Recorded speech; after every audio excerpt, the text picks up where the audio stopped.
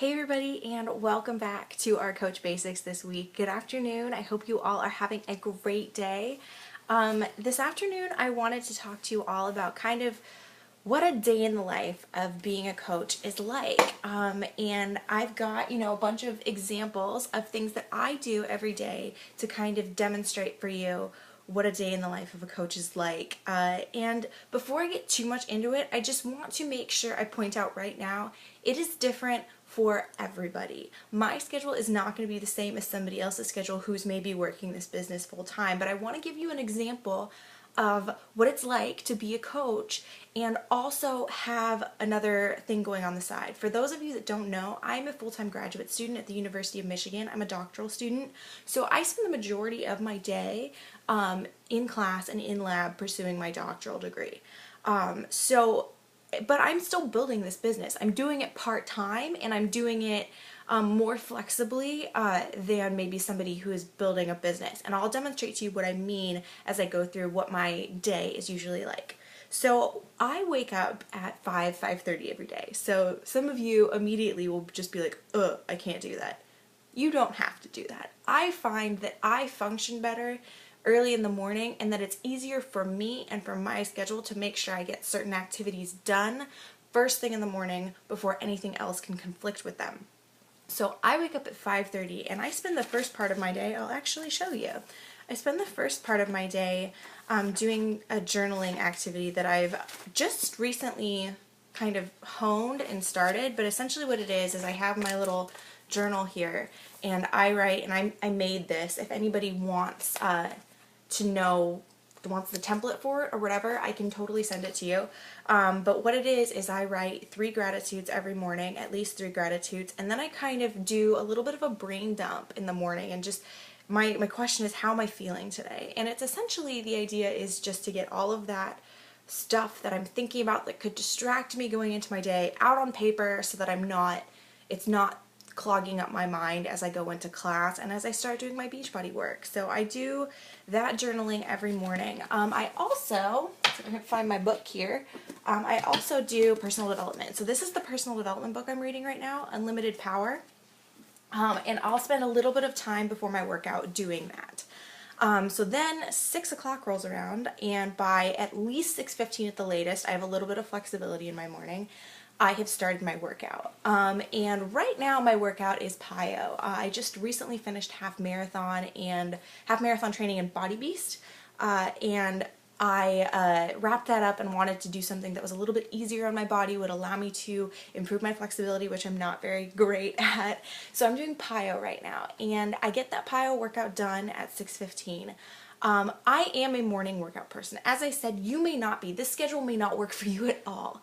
But I find that if I put my workout off and my personal development and all of these activities I do for myself, if I put those off until the end of the day, they're much more likely to have things come up, distractions that could potentially take me off of my schedule. So like happy hours, or going to dinner with somebody, or maybe I have a friend that's just having a rough time and really needs to go have a coffee and chat. Those things will often come up in the afternoon and evening, and if I wait to get my personal development and my workout done in the evening, it often gets distracted by those things and takes me off schedule. So I get those things done, I do my workout, and then after I finish doing my workout, I shower, I make my Shakeology, which I'm recording these videos ahead of time, so it's Sunday morning, and I am making Shakeology pancakes this morning, so it's a little bit different of a morning for me. So I have my Shakeology in the morning as I'm getting ready, and then also as I'm getting ready, you're probably not going to be able to see this, so I'm not going to try, but I use my iPhone and I listen to audiobooks through the Audible app, and I listen to podcasts through the Apple Podcast app. And that's another way I get my personal development in the morning. I do a lot of personal development, and we'll talk about why I do that and the value I see in that in a later video. But I do a lot of personal development, and I get that done while I'm getting ready in the morning, while I'm brushing my teeth, washing my face, doing my hair, I'll listen to those podcasts. And I also do it while I'm commuting to work. So once I leave for the day, I have probably about a 20-minute commute. I'll take the bus, or occasionally I'll walk into work, and I'll do my personal development while I'm commuting as well. Once I get to work, I try to remain very focused on what I'm doing at work.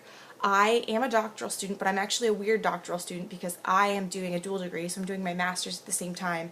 So I have a lot of class and a lot of lab work. So I try when I'm at work to not let my Beachbody activities distract me. Occasionally, oh, and I always forget to say this, I check into my challenge groups in the morning.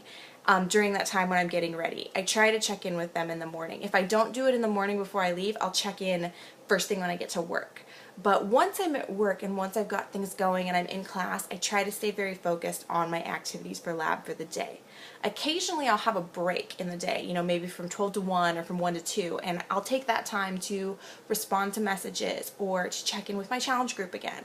But that's a flexible hour. Oftentimes experiments will come up, or I'll be in class, or we'll have lab meeting or something like that, so I won't be able to get that time in. So then my workday usually ends between 4 and 5. So I'll get home between 5 and 5:30. And when I get home, that is usually when I start those business activities for the day. So once again, my schedule is flexible. So maybe there's days when, you know, I've got an exam coming up, or I've got homework due, or I have a presentation that I'll need to work on in the evening. So my power hour, it happens in the evening, but it's flexible as to when it happens. So what you'll hear a lot of Beachbody coaches talk about power hour, and I've actually heard a number of people who aren't coaches talk about a power hour. And a power hour is essentially a time of day where you are very focused on getting certain activities done, whether it's for your business, for your own personal growth, whatever. But a power hour is a chunk of time, usually an hour, that you use to get those activities done. And that is what I do for my Beachbody work primarily. So what is included in a power hour? I have notes so I don't forget to tell you stuff. Haha. So for what I do in my power hour is it's really, first, one thing is I use Facebook and Instagram primarily to build my business, and I'll reach out to people on Facebook and Instagram. So anytime there's somebody who has a common interest who I'm really connecting with on social media, I will try to add them to my network. And I'll reach out to them and build a relationship with them. I also use that time to reach out to old friends, friends from high school, friends from as far back as elementary school, to build relationships with them. You know, just reach out to them and see how it's going. You know, how's your family? Like, saw that you just got married. Like, how did you meet your husband? You know, stuff like that, to just reach out to people and build relationships with people. I also use that time to share my journey with people. And that's something we'll talk about a little bit more tomorrow on how we do all that sharing, but I'll share on social media, you know, what I'm doing, you know, what personal development book I'm reading, what workout I'm doing, how that's going, and I'll share my journey and share my struggles. And I try to share things on social media that add value to people's lives, whether it's inspiration and motivation, and I get a lot of positive feedback from those kind of shares. Struggles that I'm going through or lessons that I've learned, I get a lot of positive feedback from those as well. I mean, I think there's a lot of value to sharing your struggles and things that you're doing wrong and trying to correct, as well as successes that you've had. So it's not cut and dry what you share, but I just try to share things that add value, fit tips, recipes, things that I do that really help keep me on track, like doing this journaling that I do. So just adding value in the things that you post on Facebook. And that's really what I do during the week in terms of my power hour. In terms of where I work, you are looking at it right now. So as I mentioned, I am a graduate student. So I invested in this really gigantic, nice desk before I even got to graduate school, because I really knew that I would need a comfortable, spacious place for me to work. And this little desk nook is right off my kitchen in my apartment.